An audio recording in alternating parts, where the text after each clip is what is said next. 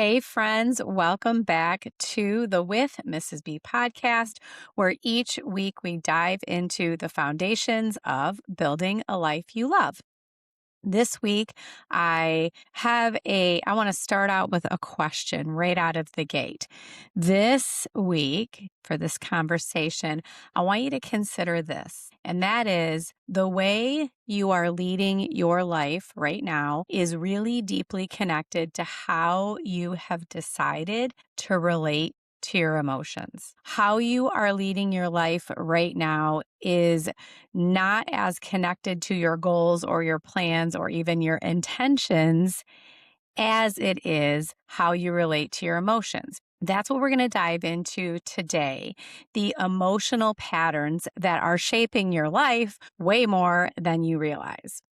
And most people don't always see it this way because so many of these emotions feel so normal, right? They're just normal emotions that we're experiencing, like being tired or frustrated or overwhelmed or annoyed. We feel these things and then we move on. And I just want to offer up the conversation, have a conversation with you today about what if it's not really just something that you're experiencing? What if that's not all that's happening? What if that's something that is actually leading you every day in how you show up for yourself and for others? What if without realizing it, your emotions are actually making decisions for you every single day? Because the fact of the matter is they are. And that's not because there's anything wrong with you or with me, but because so many of us were never taught how to actually work with what we're feeling. And that is what we're up to today. Learning how to work with what we're feeling, notice what we're feeling, and then learning how to shift in that from a place of leadership. A lot of people think that leadership is an external thing that you demonstrate. They think it's about being disciplined or consistent, having a plan, staying motivated, being able to motivate others, enroll others in a mission, get things done. And yes, all of those things matter, but they're not really, in my opinion, the foundation of what leadership, I'm going to say life leadership, looks like. Because internally, if you feel overwhelmed, insecure, frustrated, or doubtful, any of those feelings, those emotions will override any kind of plan or consistency or discipline that you have every single time. They are going to be, those emotions are going to be what quietly decides, like, the things that you avoid. It's going to quietly decide where you procrastinate, what you say yes to that maybe you shouldn't have, what you say no to that you know would actually serve you in bigger ways. They will be what decides how you show up in conversations, how you interact with others. And here's the truth. Here's the tricky thing. It's really subtle how these emotions run how we lead ourselves and our lives. It's very subtle. It doesn't always feel like your emotions are leading you. It can just feel like, gosh, I really don't have the energy today. I don't want to deal with that. I'm going to deal with it later, or I'm maybe just not ready yet for whatever the thing is. I don't really feel like having that conversation or dealing with that person. But in some of these moments, when we're just chalking it up to how we feel, if we're not really aware of what's driving those decisions, if we're not really aware and tuned into what's underneath that, then something else is leading our lives, not us, it's our emotions. And here's where we get to make a shift. Okay. So it's not that our emotions are the problem. Your emotions are not the problem. They are simply information. Okay. Your emotions are not strict instructions that you must follow. They are not the final truth of what's up. They're not your identity. They're simply information. They're signals. Your emotions are signals just trying to get your attention long enough to pause and kind of get underneath what's there in order to respond, react, and choose from a place of leadership. So it's when you slow down long enough to actually listen, you start to realize there is always something underneath. Maybe your overwhelm, let's just use that as a first example, is pointing to the fact that you've taken on too much.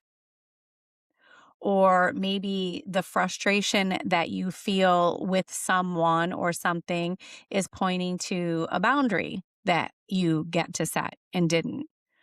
Or maybe, and this is one that I have worked on for years and I feel so much more aware of, is anxiety. Maybe that anxiety that you're feeling isn't just an emotion, but it's connected to some limiting belief, some story that you have told yourself that gets to be changed or challenged. Maybe the resistance that you feel, that emotional resistance, maybe it's actually fear that you get to understand or get curious about. But most of us never get to that place. Most of us never get there because we feel something and we immediately react on it.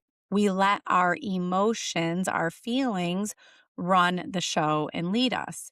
And so we immediately react to whatever emotion we don't want to feel by avoiding it or numbing it or acting on it, letting our emotions spiral instead of asking the most important question of the feeling or of the emotion is like, what is this feeling? What is this emotion trying to show me? That question alone, friends, can change everything. That is where emotional intelligence becomes very real and very powerful. This term, emotional intelligence, isn't just about controlling your emotions.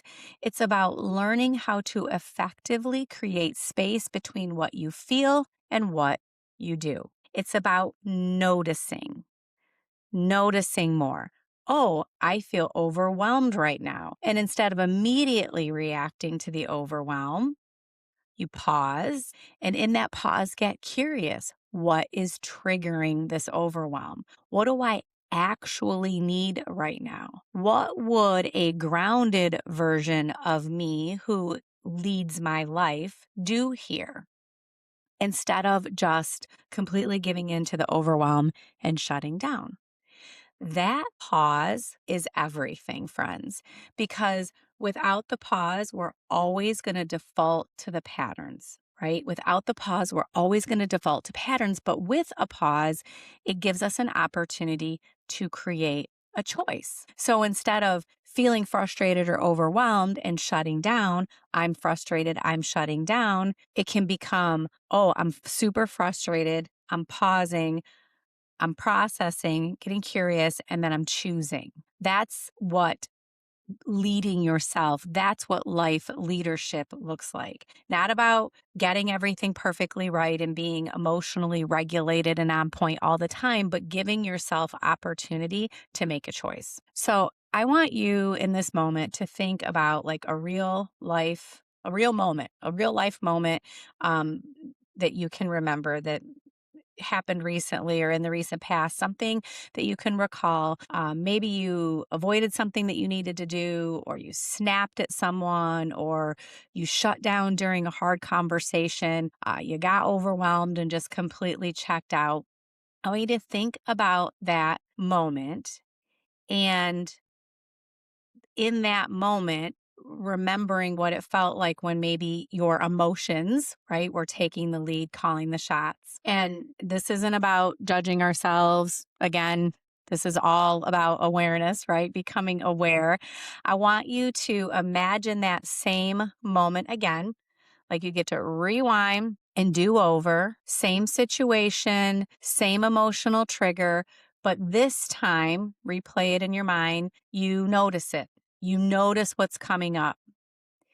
and you feel the emotion rising. But instead of immediately reacting, you give yourself that moment of pause, even if it's just for a few seconds, and you ask yourself, what is actually going on here? And from that place, I want you to imagine that you responded differently. You chose differently. Maybe instead of shutting down in that conversation, you chose to communicate, even if it wasn't perfect and messy. Maybe instead of snapping at that person, you took a deep breath and chose to walk away. Or maybe instead of avoiding whatever it was altogether, you took one small baby step. That is the shift that you can create, right? Same life, same emotion, different choice, and a different way of leading, a different kind of leadership. Those little shifts that you get to make won't fix everything, and they definitely won't make the emotions go away. We're human beings.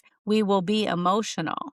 We're not in the business of becoming perfectly emotionally regulated all of the time, but we are in the business about becoming someone who gets to be aware, notice how you feel, get curious about why you feel that way. What do I need right now? What is coming up for me? And taking responsibility for it by choosing how you respond. That creates a very different kind of identity, an identity of someone who leads themselves. I will always say you always get to lead yourself first, because life leadership, leadership in general, is not just how you show up for other people, how you show up with other people. It's how you also show up in your own internal world, how you handle pressure, how you handle discomfort, how you handle your emotions, right? So this isn't about changing everything all at once. I just want us to be able to pay attention, be willing to notice, and slow down long enough to actually see, feel, and understand what's happening inside of you. Because that awareness, that pause creates choice. That is where the power is. Choice will always be where your power is in building a life you love. Knowing what's happening inside of you, leading yourself first, being in choice is always where the power is. And the more you practice that, the more you step into real leadership in your life, because the way that you lead your life will always be connected to what is leading you internally. And this is the work. I would love for you to be inside my Build a Life You Love community where we are doing this work. I am going to, as always, put a link in the show notes, and I would love to continue this conversation with you there. So it's bye for now, and I will talk to you next week.